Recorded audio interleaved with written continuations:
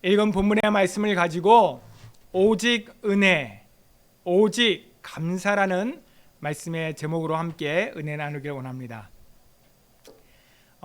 오늘 이 말씀의 제목이 오직 은혜라서 그런지 하나님께서 저를 하나님의 그 십자가의 은혜 뒤로 완전히 감추어 주셨어요.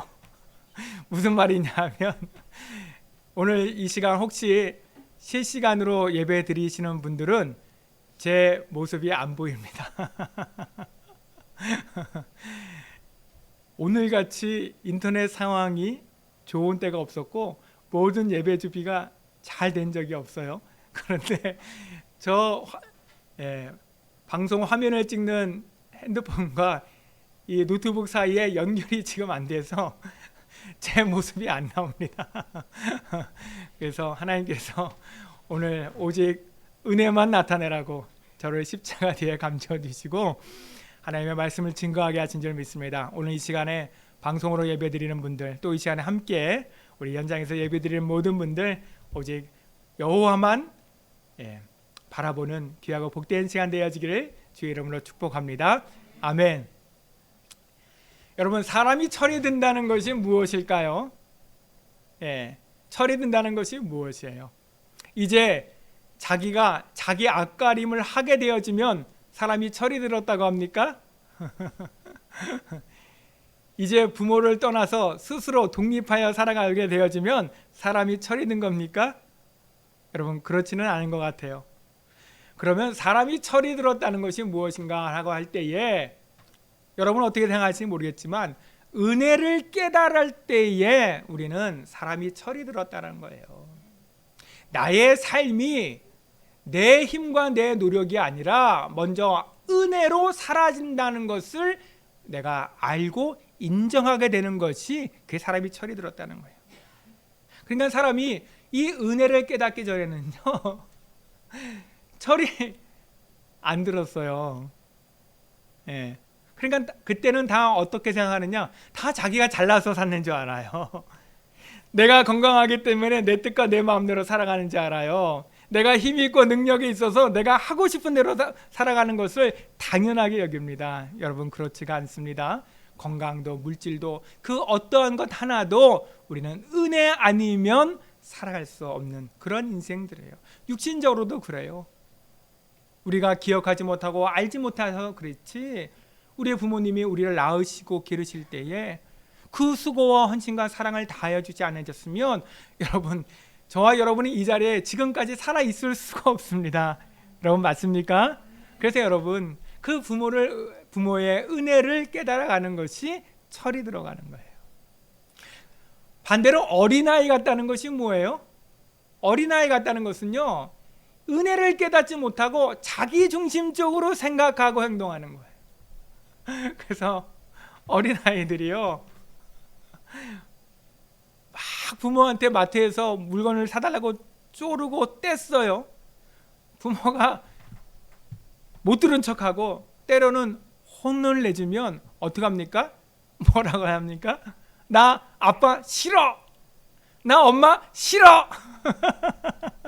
왜 그렇게 말해요? 자기가 원하는 거 안 사줬다고. 아빠 미워, 엄마 미워. 왜? 자기 하고 싶은 대로 그 요구를 들어주지 않았다고. 그러니까 어린아이 같다는 것은요 다 자기중심적인 거예요. 그 모든 것이 다 부모가 자녀를 헤아려서 그 자녀에게 복이 되어지고 도움이 되어지도록 하는 것이고, 혹 육신의 부모가 때로는 힘이 없고 능력이 없어서 그것을 다 들어주지 못한다 할지라도 그 부모의 사랑은 이미 자녀들에게 그 원하는 것을 다 해줬어요, 안 해줬어요? 다 해줬지 벌써. 지금 이 불경기, 또 이 집값이 이렇게 비싸가지고 결혼시키는 자녀분들 정말 전셋집 하나 구하기도 쉽지 않거든요. 근데 우리 부모님들 마음은 이미 다 집 한 칸씩 다 해줬죠.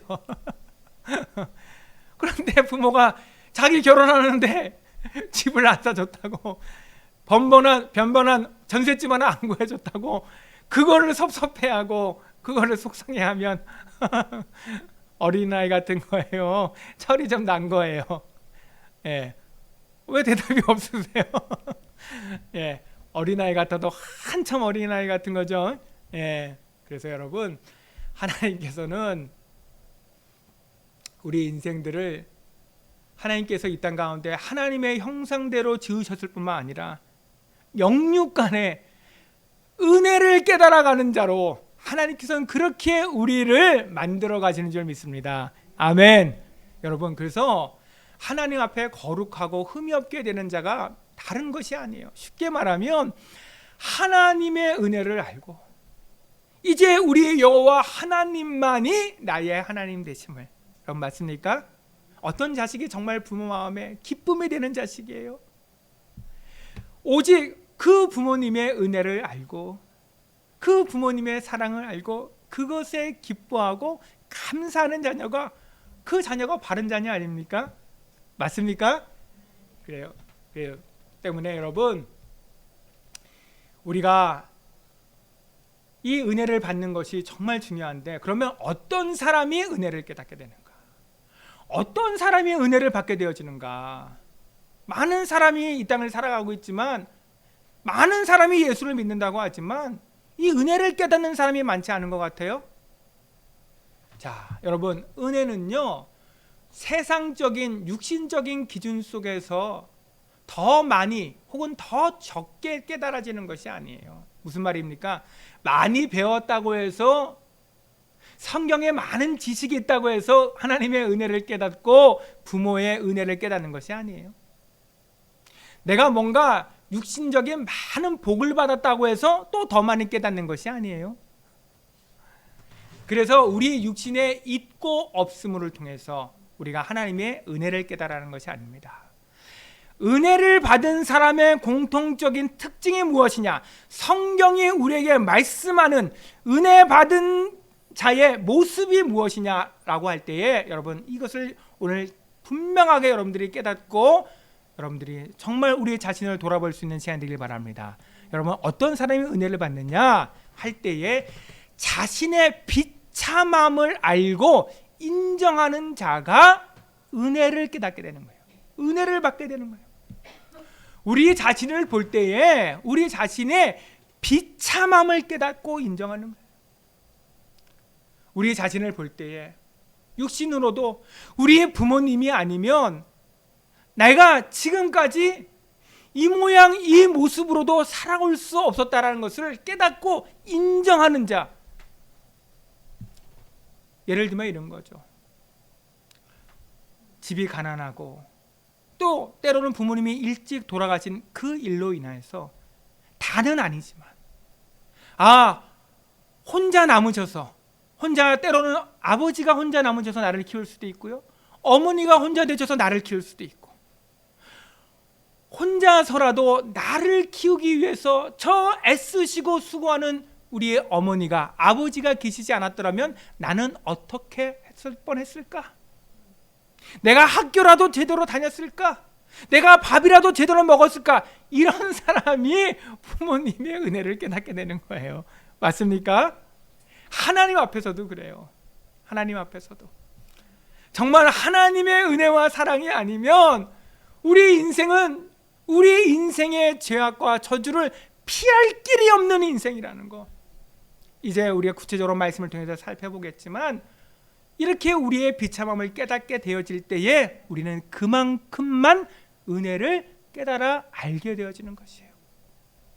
그래서 여러분, 계속해서 말씀드렸듯이 자신의 비참함을 알고 인정하는 자가 자신의 삶 속에 은혜를 깨닫게 되어지는데, 바로 그때서야 비로소 우리가 철이 들게 되어지는 것이고요, 성숙하게 되어지는 것입니다. 우리 인생이 왜 교만하며 자기중심적이 되어지느냐? 간단해요. 하나님의 은혜를 모르기 때문에 그래요. 부모님의 은혜와 사랑을 모르기 때문에 그래요. 그 말은 다시 바꿔서 말하면 자신의 비참함을 모르기 때문에 그래요. 자신의 비참함을 모르기 때문에. 이것이 어린아이 같다는 거예요. 그래서 어린아이 같을 때는요, 자기가 다 할 수 있을 것 같아요. 자기가 얼마든지 자기 힘으로 자기 노력으로 세상을 잘 살 수 있을 것 같아요. 그러니까 그때는 어떻게 생각해요? 나는 우리 부모님처럼 살지 않아야지. 왜? 자기가 더 잘 살 수 있을 거라고 생각하니까. 그러면서 교만한 만큼 부모를 무시하게 되어지는 거예요.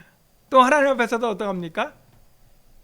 내가 지금은 어쩔 수 없이 부모님 때문에 교회를 다니고 내가 예수를 믿지, 이제 내 힘으로 내 마음대로 살아갈 것 같으면 나는 이제 예수 안 믿어. 나는 이제 하나님 안 믿어. 이게 어린아이 같은 자예요. 왜 그래요? 하나님 없이도 자기가 얼마든지 잘 살아갈 수 있다고 생각하니까. 세상이 주는 힘과 그 배경을 가지고 자기가 얼마든지 하나님 없이도 잘 살 수 있다고 생각하니까. 그러니까 하나님의 은혜를 필요하지 않는 거예요. 그게 어린아이 같은 자라는 거죠. 예. 여러분, 그러면 우리 다시 한번 우리 자신을 한번 이 시간 생각해 봅시다. 우리 인생이 어떠한 존재예요, 여러분? 성경에 보니까 창세기 2장 7절 말씀에 하나님께서 인간을 무엇으로 만드셨다고요? 흙으로 지으셨대요. 여기서 흙이라는 단어를요, 히브리 언어, 이 구약의 히브리 언어로 하면 그 원래의 뜻이 티끌과 먼지란 뜻이에요. 티끌과 먼지. 그러니까 여러분, 우리 인생을 하나님께서 흙으로 만드셨다는 거, 이것 하나만을 우리가 바르게 알고 깨달아도요, 우리 인생은요, 하나님께서 우리를 도와주지 아니하시면 티끌이고 먼지예요. 우리는 아무것도 아니에요. 그래서 여러분, 여기 한번 보세요. 이 제 손에 티끌과 먼지가 있다고 할 때에 후 불어버리면 여러분 어떻게 되어집니까? 저게 날아가는 거예요. 맞습니까? 인생에 아무리 힘이 있고 능력이 있어 보여도요, 여러분 티끌과 먼지 같은 자이기 때문에요, 하나님께서 한번 입김을 부르시면요, 그 앞에 설 자가 없어요. 맞습니까? 그러니까 인생 정말 어리석은 자가요, 하나님 앞에서 자기가 잘난 줄 알고 살아가는 인생이에요.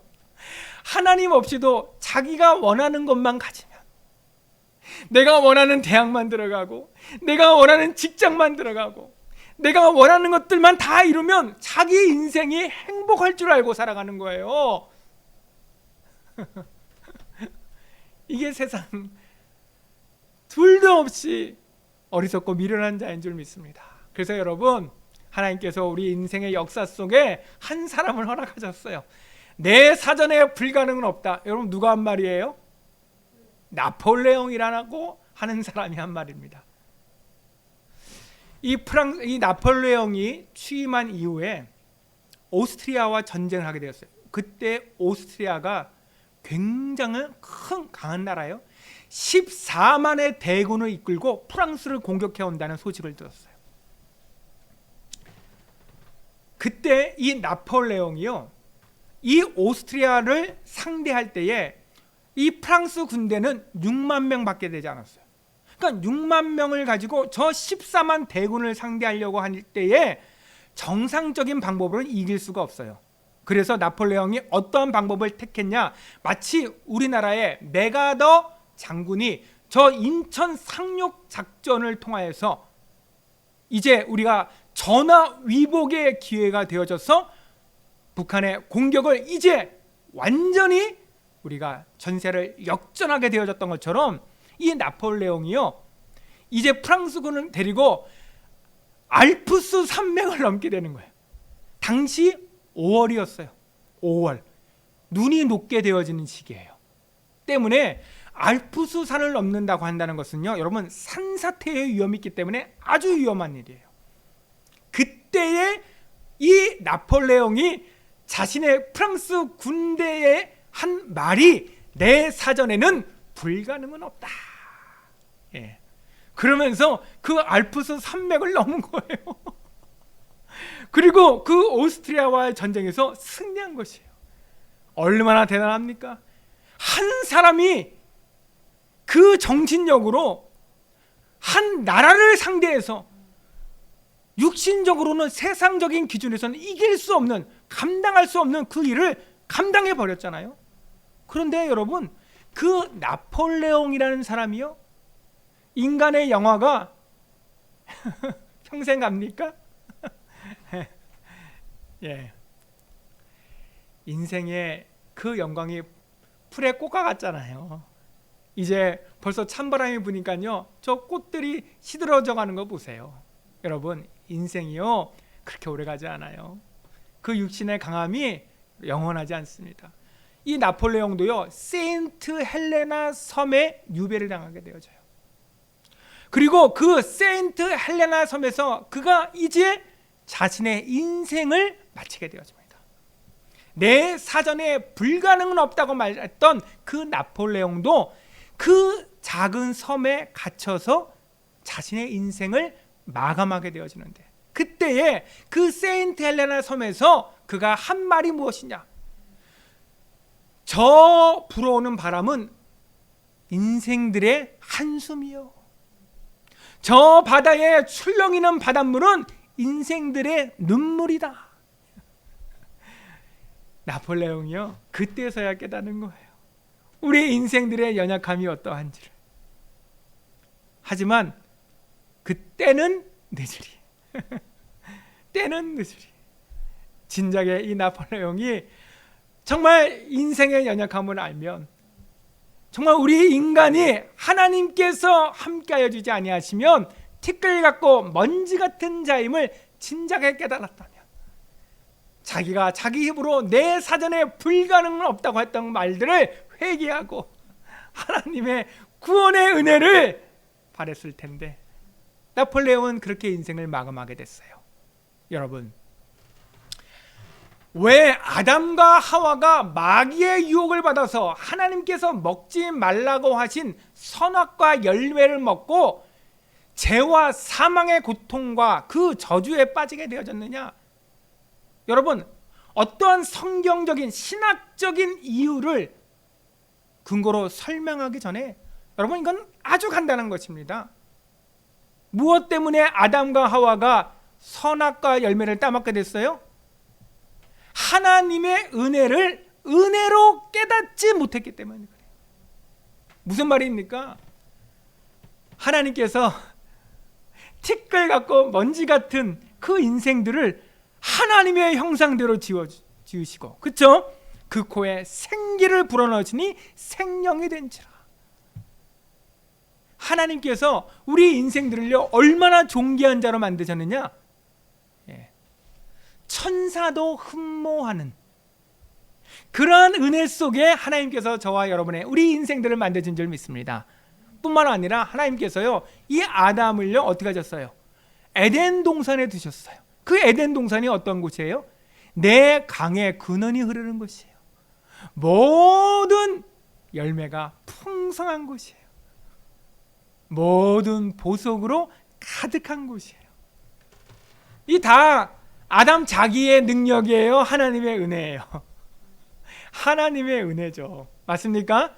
그 하나님의 은혜를 은혜로 깨닫았다면 그 마귀의 유혹과 그 시험에서 이겼을 텐데, 자기의 존재 자체가 하나님의 은혜임에도 불구하고 아담이 바로 그 은혜를 기억하지 못한 것이에요.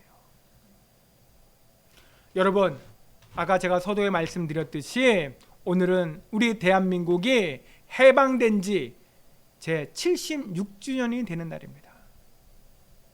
특별히 오늘이 광복절이에요. 주일이면서 광복절이에요.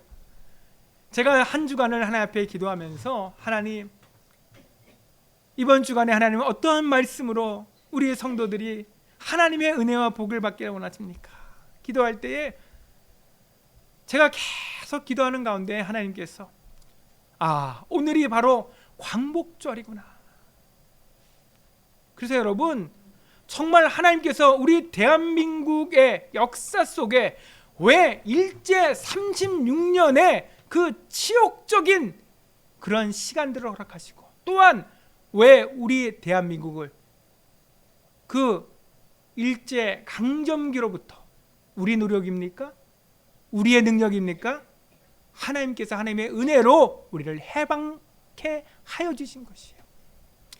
여러분, 해방되었은 이후에 우리 대한민국은요, 한각의 기적이라고 일컬을 만큼 정말 괄목상대한 그러한, 여러분, 정말 기적적인 성장을 이뤘어요. 전 세계 인류 역사상 우리 나라와 같은 나라가 없어요. 특별히 여러분, 예를 들면 우리 지난달 2021년도 7월 달에요, 유엔 무역개발회의에서, 그 유엔 무역개발회의라는 기구가 1964년에 설립되어졌는데, 그러니까 이 기구가 설립된 지 올해 57년이 되어지는데, 이 57년 역사상 유일하게 개발도상국에서 선진국 그룹으로 이렇게 변경된 나라가 대한민국이 유일하다고. 하나님께서 이렇게 우리 민족을 복주셨어요. 여러분, 뿐만입니까? 한국 전쟁의 폐허가, 저는 전쟁을 겪은 세대가 아니니까 모르잖아요. 여러분, 이따 뒤에서도 보겠지만, 여러분, 전쟁이라는 것이 얼마나 끔찍한지 전쟁을 겪은 분들의 그 목격과 그 증언을 들어보면요, 비참하기 이를 데가 없어요. 영국에 108세 되시는 할머니가 계세요. 지난 주간에 이 할머니가 생신을 맞으셨는지 그 인터뷰한 기사가 나왔는데, 영국도 코로나가 굉장히 심하거든요. 그런데 그 할머니 말씀이, 코로나가 아무리 심각하다고 해도 내가 인생을 살아보니까, 그분은요, 세계 1차 대전을 겪으신 분이에요. 1914년도에 세계 1차 대전이 있었어요. 14년부터 18년까지 세계대전, 1차 대전이 있었는데 그 1차 대전을 겪으신 분이에요. 아무리 코로나가 심각해도 세계 1차 대전만큼의 그러한 고통은 아니래요. 아마 제가 짐작하건대 한국 전쟁을 겪으신 우리 권사님, 우리 어르신 세대는요, 아마 그때의 그 참혹함과 그 끔찍함이 어떤지를 아시잖아요. 여러분, IMF의 외환 위기를 여러분 아세요? 우리 자녀 세대들은 몰라요. 그때 제가 여러 번 말씀드렸지만 97년도 그 가을 11월 달부터 이 외환 위기가 시작되어져서 98년도에 본격적으로 이제 우리가 IMF로부터 원조를 받는, 다시 말하면 이 국가적인 빚쟁이 나라가 되어버렸어요. 그때 제가 서울역에서 매주일마다 찬양 전도를 했는데요, 정말 얼마나 많은 노숙자들이 거리로 쏟아져 나왔는지 몰라요. 저녁마다 이 노숙자분들이요, 술을 먹고 싸우고, 그래서 서울역으로 청량리역으로 정말 그득그득, 여러분, 특별히 이렇게 여름 저녁에는요, 밤에는 그 냄새가 온 역 광장에 가득했다니까요. 왜? 그분들이 이 더운 여름에 그 땀을 흘리면서도 아무도 씻지를 않으니까. 그뿐입니까? 시간이 없어 다 말씀 못 드리지만 얼마나 많은 분들이 집에 가장들이 자살을 했습니까? 정말 끔찍했거든요. 그럼에도 불구하고 그 모든 위기와 그 모든 어려움을 다 극복하고 오늘날의 기적을 이루게 된 거예요. IMF의 이 외환위기도 3년이나 먼저 그 빚을 다 갚아버렸잖아요. 정말 대한민국 대단합니다. 우리의 대한민국 국민들 정말 대단합니다. 네, 여러분, 대단한 것만 알면 안 돼요. 대한민국이 그동안 이루어 놓은 일들은 전 세계가 놀랄 만한 사건들이었고, 정말 그러한 일들을 이루기까지 모든 국민의 수고와 헌신, 희생과 그 노력의 결실이었지만, 그러나 이 모든 것 위에 오직 하나님의 은혜가 함께 했음을 믿습니다. 아멘. 여러분, 이것을 잊어버리면 안 돼요. 하나님께서 오늘 우리가 읽은 본문에 한 사람, 이 아브라함을 갈대아 우르에서 건져내셨어요. 불러내셨어요. 아브라함이 우상 숭배하고 살아가고 있을 때에 아브라함을 부르셨습니다. 하나님께서 나그네와 같은 그에게 젖과 꿀이 흐르는 땅을 주겠다라는 약속을 주셨어요. 그는 나그네와 같은 자인데, 또한 아브라함은 그 나이가 75세인데 육신의 자녀가 없어요. 그런데 육신의 자녀가 없는 그에게 하나님께서 자녀를 약속하셨는데 얼마만큼 약속하셨어요? 아브라함에게 그를 저 들판으로 들어서 하늘의 별을 보라. 내가 저 무별을 셀 수가 있느냐? 저 바다의 모래를 보라. 네가 그 모래를 다 셀 수가 있느냐? 내가 내 자손을 이와 같이 하리라. 하나님께서 이렇게 아브라함에게 약속하셨어요. 도무지 이루어질 수 없는 일이에요. 기적 같은 일이에요. 그 모든 일들을 하나님께서 아브라함에게 약속하여 주신 것입니다. 하나님께서 약속하신 땅과 그 자녀는요, 세상적이고 육신적인 의미가 아닌 것입니다. 오직 하나님의 은혜를 통해서만 얻어지는 하늘의 것이고 영적인 것이에요. 비록 하나님께서 그들이 아브라함에게 또 그 후손들에게 육신적인 땅도 주셨고 육신의 자손들도 주셨지만, 여러분, 그것이 하나님께서 응답하시고자 하는 궁극적인 것이 아니에요. 그것이 전부가 아닙니다. 하나님께서 궁극적으로 그에게 응답하시고자 하는 것은 하늘의 것이고 영적인 것이에요.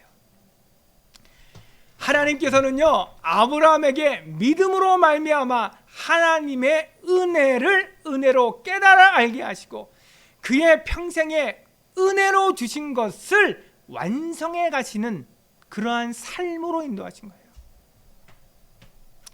하나님께서는 저와 여러분을, 아니 우리 대한민국을 하나님께서 복 주시고 그 복을 주신 것에서 끝나는 것이 아니에요.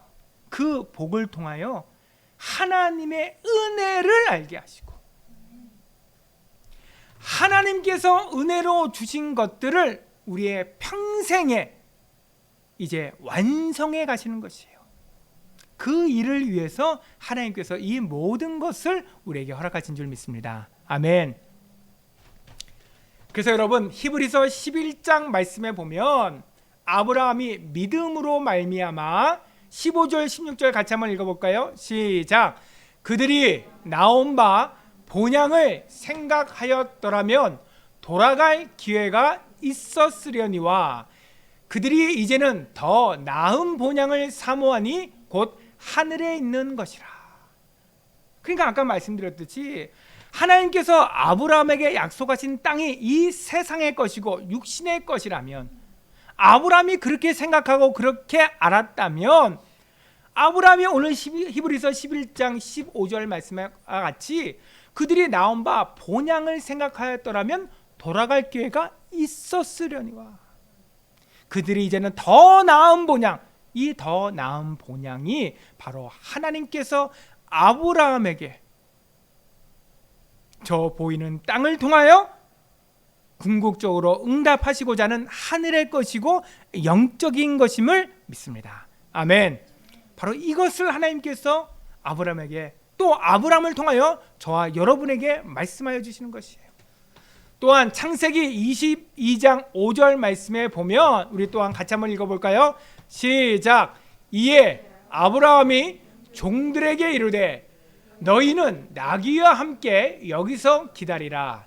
내가 아이와 함께 저기 가서 예배하고 우리가 너희에게로 돌아오리라 하고. 여러분, 여기서 우리가 분명하게 기억할 것이 뭐냐? 아브라함이요, 지금 하나님께서 그의 아들 이삭을 번제로 드리라고 말씀하셨거든요.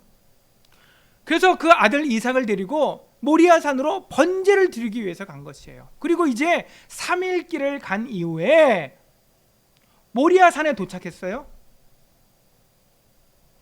그리고 이제 그 곳에서 종들에게 말하는 것이에요.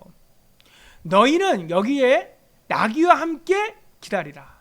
내가 아이와 함께 저기에 가서 예배하고 그 다음에 어떻게 된다고요? 우리가는 누구예요?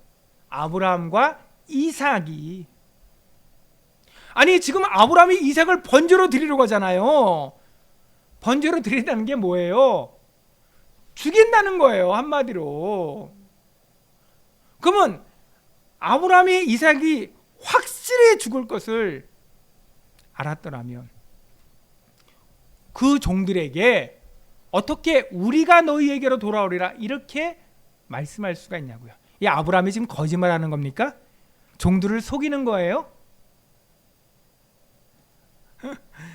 종들이 알면 막을까 봐 아브라함이 이삭을 번제로 드리는 것을 방해할까 봐 지금 속이는 거예요? 그러면 아니에요. 성경 말씀에 보면 히브리서 11장 19절에 우리 같이 한번 읽어보겠습니다. 시작. 그가 하나님이 능히 이삭을 죽은 자 가운데서 다시 살리실 줄로 생각한지라. 비유컨대 그를 죽은 자 가운데서 도로 받은 것이니라. 아브라함이요, 종들에게 창세기 22장 5절에 우리가 너희에게로 돌아오리라 할 때에 아브라함이 이삭을 번제로 드릴지라도 하나님께서 그 이삭을 능히 죽은 자 가운데서 다시 살리실 줄로 생각하였다. 아멘. 이게 아브라함의 믿음이에요. 그 말은 무슨 말이냐? 그 육신에 보이는 아들 이삭이 단지 육신의 아들인 것뿐만 아니라 그 아들을 통하여 무엇을 보게 되어졌느냐? 이제 믿음으로 말미암아 그 이삭을 통해 하나님의 아들 곧 그리스도를 모형으로 그림자로 보게 되어진 것이에요. 육신의 아들 이삭이 육신의 아들뿐 아니라 그 이삭을 통하여 장차 오실 메시아 그리스도를 보게 된 것이에요. 이것이 아브라함의 믿음인 것이에요. 이 믿음으로 아브라함이 이삭을 번제로 드릴 수 있었던 것입니다. 아멘. 그래서 여러분 이제 중요합니다. 언제부터 그러면 아브라함이 이런 믿음이 생겨났느냐? 이게 중요한 거예요. 이게 오늘 본론이에요. 언제부터 아브라함에게 이러한 믿음이 있었냐? 라고 할 때에 히브리서 11장 12절 말씀해 보니까 자신을 죽은 자와 같은 한 사람으로 발견하고 인정하였게 되었을 때부터, 자신을요 죽은 자와 같은 자로 발견할 때부터 바로 이 믿음이 시작되어진 거예요. 죽은 자와 같은 자가 어떤 자인데? 티끌 같고 먼지 같은 자예요. 우리의 존재 자체가 하나님의 은혜라고 깨닫게 되어지는 것이에요. 그 은혜가 아니면 나는 아무것도 아니라는 것을 깨닫게 되는 때부터 그래요. 여러분, 가끔 우리 어르신들을 대하다 보면 늙어진 것 때문에 속상해하시고 그 늙어진 만큼 몸이 연약해진 것 때문에 마음 아파하시는 이야기를 들을 때가 많습니다. 여러분, 어찌 우리 살아가는 인생이 육신이 전부가 되겠습니까? 하나님께서 왜 우리의 육신을 이렇게 나이가 들고 병들고 연약하게 만드냔 말이에요. 왜 우리가 강건할 때 하나님께서 그때 우리를 좀 데려가시지? 아니, 이 땅 사는 동안에 결단코 육신의 연약함과 병드는 일을 경험하지 않도록 하시죠? 그래야 하나님의 능력이 있는 거 아니에요? 그래야 하나님이 나와 함께 하시는 거 아니에요?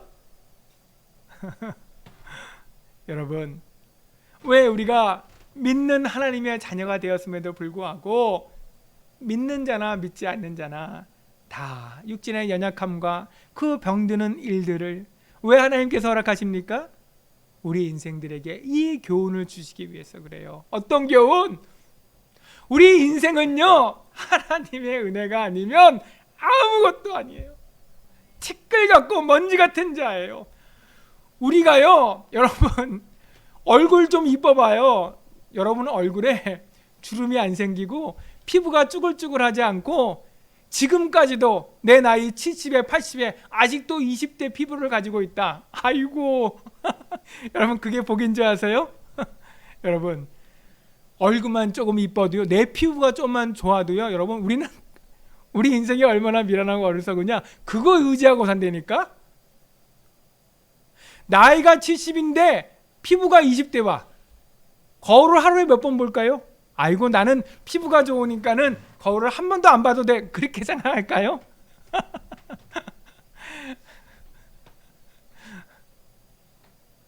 여러분, 연세가 90인데 걷는 게 하나도 불편하지 않아. 팔팔해. 얼마든지 뛰어다녀. 그러면 저 병들어서 연약한, 예? 그런 육신의 어려움 가운데 있는 분을 보면 어떤 마음이 들어질까요? 그때마다 내 다리가 아주 귀하게 느껴지겠죠. 대단하게 느껴지겠죠. 여러분, 우리 인간은 어쩔 수 없어요. 우리 육신에 조금만 잘난 게 있으면요, 그 잘난 거 의지하고 살려고 한다니까요. 아, 여러분은 안 그러신가 봐요. 그러면 하나님께서 여러분에게는 그 은혜와 복을 다 주실 것이에요. 그런데 저는 안 그런 것 같아요. 그래서 좀 얘기가 길어졌지만, 우리 인간은요, 왜 하나님께서 우리 인생에 고난과 고통을 주시느냐, 그래야 우리 인생이요 겸손해져요. 어디까지 겸손해져요? 내가 아무것도 아니라는 거, 그거 하나 깨닫기까지 우리 인생이 낮고 겸손한 마음을 갖게 되어져요. 하나님께서 그 은혜를 우리에게 주시라고. 왜? 그 마음이 곧 예수 그리스도의 마음인 줄 믿습니다. 아멘. 그러면 여러분, 언제부터 아브라함에게 이런 믿음이 생겨났습니까? 언제부터? 창세기 15장 17절 말씀에 보면요, 우리가 오늘 읽은 이 본문이에요. 17절 말씀에 보니까 해가 져서 어두울 때에 연기 나는 화로가 보이며 타는 횃불이 쪼갠 고기 사이로 지나더라. 아브라함 때에 사람 사이에 언약을 맺게 되어지면요, 그 언약을 맺은 당사자가 쪼갠 고기 사이로 지나갑니다. 왜 지나가느냐? 당신과 나 사이에 누구든지 언약을, 약조를 어기면 어떻게 되어지느냐? 바로 이렇게 쪼갠 고기와 같이 죽음을 당하게 될 것이다. 이것을 서로가 맹세하는 거예요. 그래서 하나님께서 아브라함에게 지금 이것을 나타내 보여주시는 것이에요. 아브라함과 하나님 사이에 언약을 맺으시고, 이제 하나님께서 해가 져서 어두울 때에 연기나는 화로가 보이며 보일 때에 그 쪼갠 고기 사이로 타는 횃불이 그 사이로 지나가는 거예요. 타는 횃불이 무엇이냐? 이것이 여호와 하나님을 상징하는 것입니다. 그 하나님의 임재를 상징하는 것이에요. 아브라함은 그 쪼갠 고기 사이로 지나갔어요, 안 지나갔어요? 성경에 보니까 안 지나갔어. 오직 하나님만 그 사이로 지나갔어. 무슨 말이에요? 아브라함, 너는 그 언약을 잊어버리고 너는 그 언약을 잊을지라도 나 여호와는 반드시 그 약속을 이루겠다. 하나님께서 어떻게 그것을 이루시냐? 아브라함이 그 언약을 잊어버리고 또 그 언약을 깨뜨릴 때에 내가 너를 위하여, 나는 반드시 이 언약을 지킬 것이지만 내가 너를 대신하여 쪼갠 고기 사이로 지나가며 그 죽음을 친히 담당할 것을 말씀하여 주시는 것이에요. 그러니까 아브라함이 언제부터 이런 믿음이 생겨졌냐?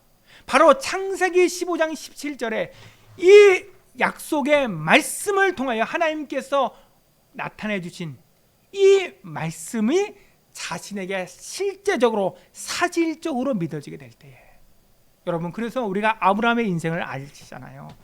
아까도 말씀드렸듯이 아브라함이 그 나이 75세에 그가 하나님 앞에 부름을 받을 때에 하나님께서 그에게 자손을 주시겠다고 분명히 약속했어요.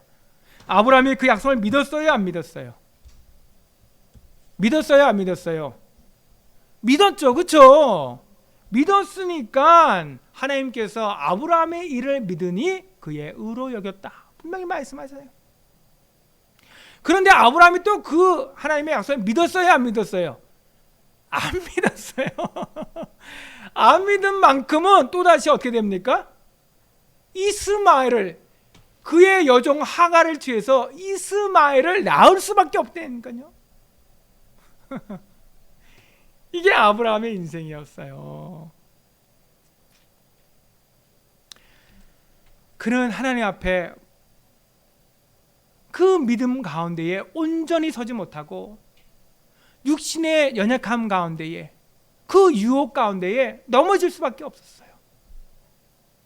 그래서 그는 자신의 그 연약함으로 인하여 그 모든 죄와 저주와 고통을 당할 수밖에 없는 인생이었지만, 하나님께서 친히 그에게 구주가 되어주시고 그를 위하여 십자가의 죽으심으로 하나님께서 아브라함을 구원하실 뿐 아니라 장차 그에게 약속하신 모든 응답을 이루어 주실 것을 아브라함이 믿게 되어진 것이에요.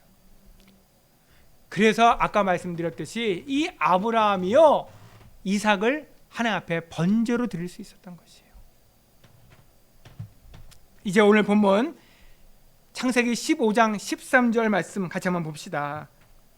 그렇다면 오늘 본문에 하나님께서 아브라함에게 이르시되 너는 반드시 알라, 내 자손이 이방에서 객이 되어 그들을 섬기겠고 그들은 400년 동안 내 자손을 괴롭히리니. 아니, 하나님께서 택하신 백성,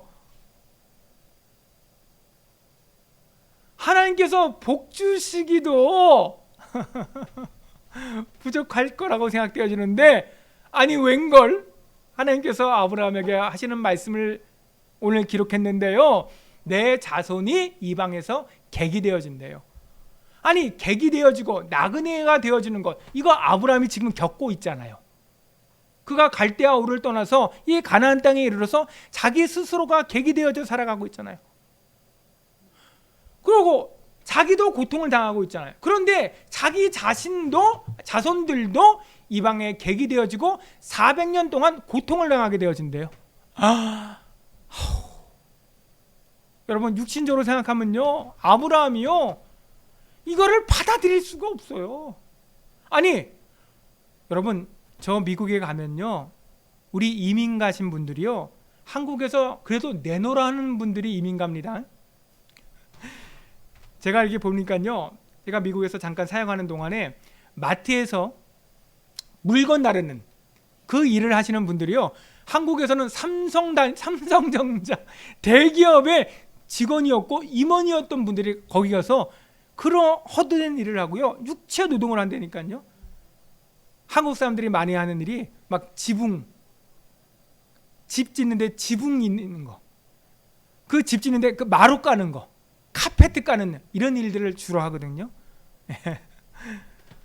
한국에서 대학 나오고 대학원 나오고 흔한 말대로 잘 나가던 분들이 미국 가서 그렇게 고생을 합니다. 왜 그렇게 고생하는지 아세요? 나만 이 고생을 하고 내 자손들은, 내 자식대에서는 이제 번듯하게 미국의 주류 사회에 들어가서 살고 저들처럼 저렇게 성공하기를 바라는 마음으로 희생을 아끼지 않고 수고하는 거예요. 그런데 그 부모에게 당신만 이방에 객이 되어지고 당신만 고생하는 것이 아니라 당신 자신들도 이방에 객이 되어지고 당신 자손들도, 아니 4년도 아니고 40년도 아니고 몇 년? 400년. 아이고 하나님, 아이고 하나님, 내가 하나님 잘못 믿었습니다. 아이고, 내가 하나님 말씀 의지해서 저 갈대아 우르에서 살걸, 나 여기 잘못 온 것 같습니다. 여러분, 이런 생각 안 했겠어요? 그냥 여러분, 육신으로는 받아들일 수 없는 말이라니까요. 하나님 어째 이러십니까? 왜 하나님께서 아브라함에게 이렇게 말씀하셨을까요? 설교가 길어서 좋습니까? 날씨가 후덥지근해서 좋습니까? 여러분, 정말 중요한 데니까 집중할 수 있기를 주의 이름으로 축복합니다. 여러분, 그 이유는요 분명하고 확실합니다. 왜 하나님께서 이 말씀을 하셨느냐? 아브라함뿐만 아니라 모든 믿음의 사람들, 이스라엘 백성들과 또 저와 여러분들이 다 오직 하나님의 은혜를 깨닫고 그 은혜를 인하여 믿음으로 말미암아 하나님께서 예비하신 응답을 누리고 또 소망하며 살아가도록 하나님께서 이스라엘 백성을 통하여 나타내 보여주시는 것이에요. 그러니까 아브라함만 하나님의 은혜가 아니에요. 아니, 거슬러 올라와서 아담만 아니에요. 아브라함만이 아니에요. 이스라엘 백성들만이 아니에요. 저와 여러분, 우리 모든 인생들이요, 하나님의 은혜가 아니면 우리는 다 죽은 자와 같고 티끌과 먼지와 같은 자라는 것을 깨닫게 하시려고, 이거 하나 깨닫게 하려고 하나님께서 그들에게 그 모든 고난과 고통을 허락하시는 거예요. 왜 그렇게 고통과 고통을 허락하시느냐? 여러분, 우리 인생들이 그만큼 교만하기 때문에 그래서 여러분, 하나님께서 그 은혜를 인하여 우리를 위해서 예비하신 응답이 무엇입니까? 오늘 본문 14절 말씀해 보니까 그들이 섬기는 나라를 내가 징벌할지며 그 후에 내 자손이 큰 재물을 이끌고 나오리라. 큰 재물을 이끌고 나오리라. 여러분, 이 큰 재물은요, 그들이 당한 고난과 고통에 대한 보상이 아니에요. 여러분, 정신 차리고 꼭 여러분 기억하셔야 됩니다. 우리 학생들이 자녀들에게 여러분, 고3 때까지만 고생해. 그러면 너희가 대학만 가면 이제 보상이 있을 거야. 좋은 직장 들어갈 때까지만 고생해. 그러면 그 이후에는 보상이 있을 거야. 여러분, 이런 육신적인 생각, 이런 인간적인 생각, 계산적인 생각, 여러분, 이것이 하나님과 원수되는 생각이요, 이것이 하나님 앞에 교만한 것임을 여러분 분명히 깨달으시기 바랍니다. 왜 하나님께서 우리 대한민국에 어떤 나라보다도 더 이 고통스러운 입시 지옥이 있는지 아십니까? 하나님께서 은혜 주시려고. 왜 이렇게 취업 전쟁이 있는지 아십니까? 하나님께서 은혜 주시려고. 무슨 은혜요?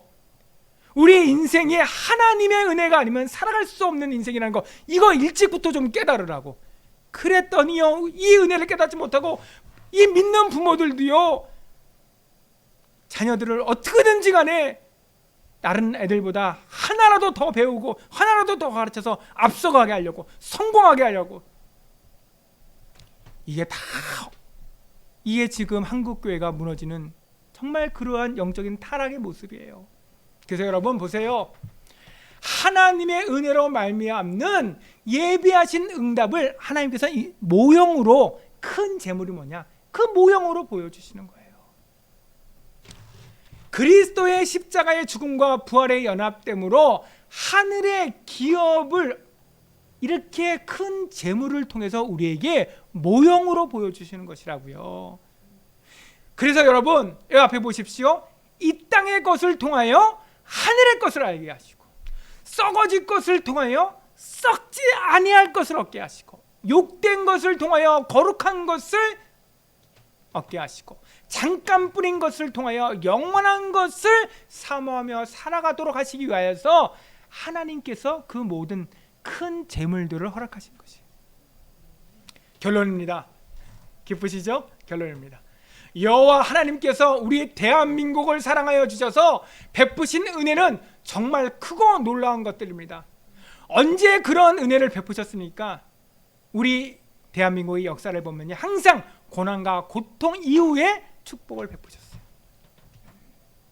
고난과 고통을 통하여 우리 자신은 티끌과 먼지와 같은 자임을 알게 하시고, 그것을 기억하고 십자가의 도가 능력이 되어 살아가도록 하나님께서 그렇게 우리 가운데 역사하신 것이에요.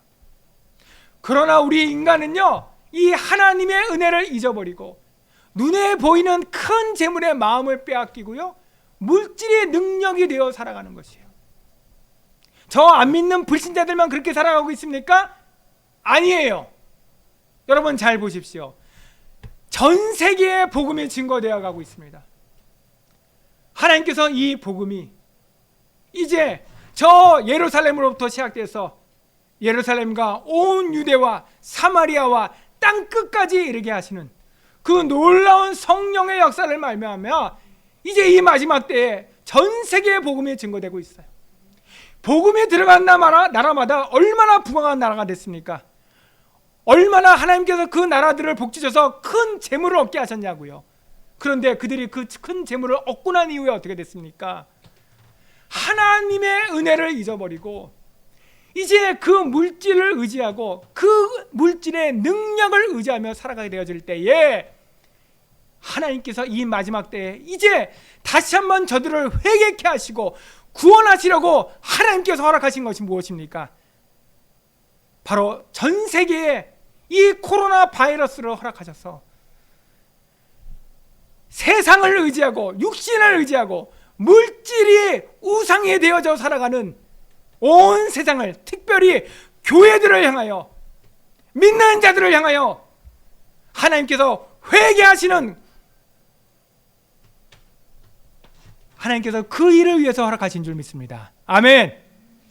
그래서 여러분, 지금 전 세계에 이 코로나 바이러스로 인해서 고통하고 있는 이때에 여러분, 백신을 맞고 안 맞고보다 더 중요한 것이 있어요. 더 중요한 것, 백신을 맞고 안 맞고보다 더 중요한 것, 그것이 무엇입니까? 오늘 말씀을 통하여 하나님께서 우리에게 교훈하시는 것이에요. 무엇이라고요? 다른 것이 아닙니다. 바로 우리 대한민국이, 그리고 전 세계가 하나님께서 함께하여 주지 아니하시면 우리의 인생들은 티끌 같고 먼지 같다는 것. 그래서 오직 하나님의 은혜를 깨닫도록 이 일을 위해서 하나님께서 그 모든 고통을 허락하신 줄 믿습니다. 이게 바로 백신을 맞고 안 맞고보다 더 중요한 것이에요. 하나님의 은혜를 은혜로 깨닫는 것이에요.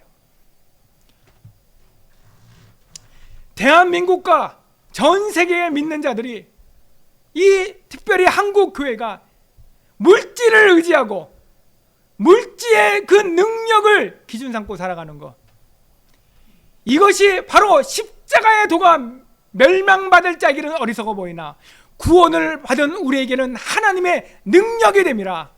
이 일을 위해서 하나님께서 이 코로나 바이러스를 전 세계에 허락하신 것이, 여러분, 백신 하나로 인해서 코로나 이 방역으로 인해서 대한민국이 다시 회복되는 게 아닙니다.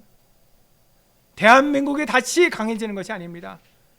저와 여러분이, 우리 한국교회가 하나님 앞에 우리가 무엇을 회복해야 되느냐? 오직 하나님의 은혜를 회복해야 돼요. 오직 십자가의 능력을 회복해야 되는 줄 믿습니다. 우리에게 은혜 주시고 능력 주시는 하나님께서 우리와 함께하여 주시는 그 믿음으로 말미암아 오직 감사가 회복되어야 줄 믿습니다.